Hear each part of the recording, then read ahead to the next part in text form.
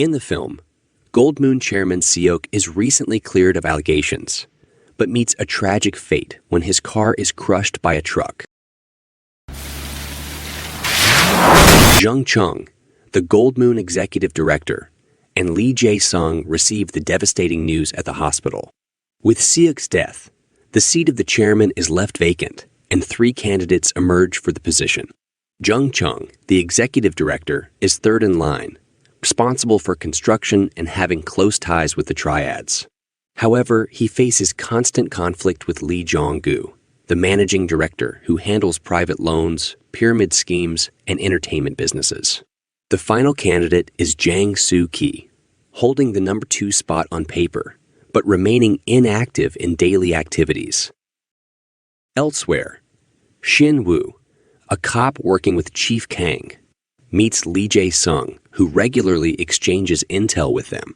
Lee Jae-sung informs Shin Woo about a succession board meeting in 2 days, with all regional bosses attending.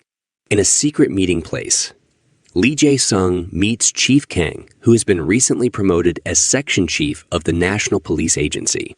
Lee Jae-sung reveals his disappointment and desire to back out of the plan. However, Chief Kang promised him an overseas reassignment after completing the task and doubling his pay for the special mission. At the board meeting, the clan's organization urgently seeks a successor to maintain stability.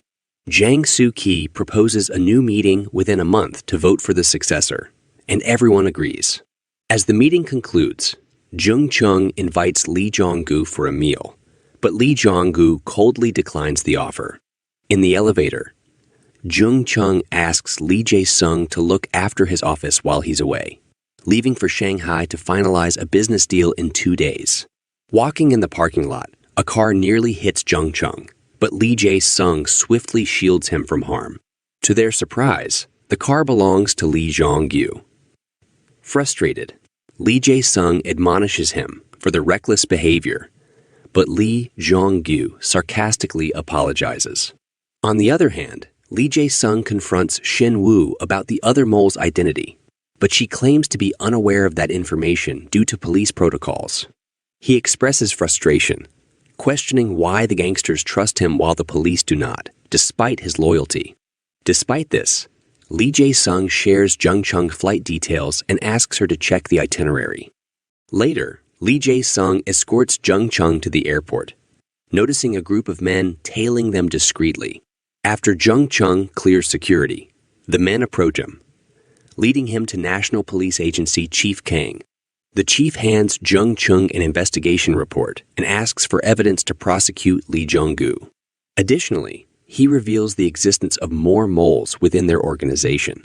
During his flight to Shanghai, Jung Chung orders his men to investigate Chief Kang's background and contacts the Yanbian Hobos, a group of killers working for him. Meanwhile, during breakfast, a group of men attempt to arrest Lee Jong-gu, but his men intervene. Chief Kang arrives with an arrest warrant, accusing Lee Jong-gu of criminal offenses. Angrily, Lee Jong-gu questions if Jung Chung is responsible, but Chief Kang cryptically responds, leaving the truth shrouded in mystery. Following his return from Shanghai, Jung Chung wasted no time, heading straight to the prison to face Lee Jong-gu. Inside the prison walls, Lee Jong-gu's eyes blazed with a mix of anger and frustration as he demanded answers from Jung Chung. He sought to uncover the identity of the traitor who had supplied the information that led to his arrest.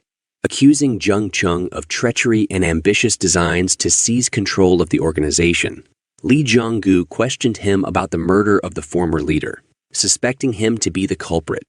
Jung Chung, however, refuted the accusations, believing that Lee Jong-gu was the true perpetrator of the heinous act.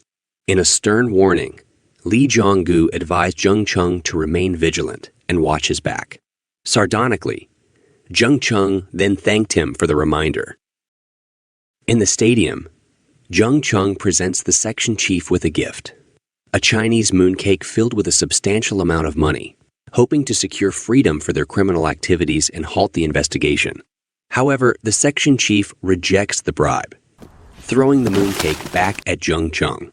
He firmly states that he doesn't accept money from gangsters, and instead proposes a cooperative relationship. In a thrilling turn of events, Shinwoo's cover is exposed when she is attacked by the Yanbian hobos in her home. A gunfight ensues, and later she is shockingly found inside a barrel at an Incheon warehouse. Jung Chung reveals her identity as a spy and a cop, accusing her of being the mole. Lee Jae-sung denies knowledge of it, but Jung Chung provides evidence with files showing Shinwoo and Chief Kang together in their police uniforms. Suk-ma is also revealed as another mole and meets a grim fate at Jung Chung's hands. As they prepare to leave the warehouse, Jung Chung orders the Yanbian hobos to eliminate Shinwoo, but Lee Jae-sung turned back and chooses to mercy-kill Shinwoo. Both Shinwoo and Suk-moo are then sealed inside barrels and thrown into the sea. Meanwhile, Chief Kang visits Lee Jong-gu in prison and discloses that he is the rightful heir of the organization. Oblivious to the betrayer's identity, Lee Jong-gu questions if Jung Chung is behind his imprisonment. Chief Kang shows him photos of a mysterious conversation between Jung Chung and himself in the stadium before leaving. Later, in their secret meeting place, Lee Jae-sung confronted Chief Kang about Jung Chung's discovery. Chief Kang disclosed that Chinese hackers had breached their database, exposing sensitive intel about Suk-moo and Shinwoo, being a cop and a mole. Lee Jae-sung was furious and demanded to know their plan. To his shock, director Jang Soo-ki, the current vice chair of Goldmoon, appeared in the scene, revealing their plot for Lee Jae-sung to become Jang Soo-ki's running mate, with promises of future power. Despite the temptation, Lee Jae-sung reminded Chief Kang of his promise to set him free after this final mission. However, Chief Kang advised him to exploit this opportunity and use Jang Soo-ki to take over Goldmoon, as it was the safest path for Lee Jae-sung's advancement. Meanwhile, Jung Chung's right-hand man questioned why they didn't kill Lee Jae-sung, given that he was revealed as a mole in the files obtained from the police agency. Chief Kang deftly dodged the question, ordering him to focus on the Shanghai contract instead. On the other hand, Chief Kang revealed that he had erased all records of Lee Jae-sung as an undercover agent, leaving only him and the director aware of the truth. The reason for Jung Chung sparing Lee Jae-sung's life remained a mystery. Amidst the growing tension, Lee Jong-gu's clan launched an attack on Jung Chung and his men in a parking lot. The violent confrontation escalated as more gang members joined the fray. Jung Chung's men tried to protect him as they made their escape through an elevator, but they found themselves facing Lee Jong-gu's men inside. A brutal struggle ensued within the confined space of the elevator, resulting in Jung Chung being gravely wounded. Rushed to the hospital, he clung to life, but couldn't speak. In a secret meeting, Chief Kang informed Lee Jae-sung that Lee Jong-gu would soon be released due to insufficient evidence, and he warned him not to take any action against him.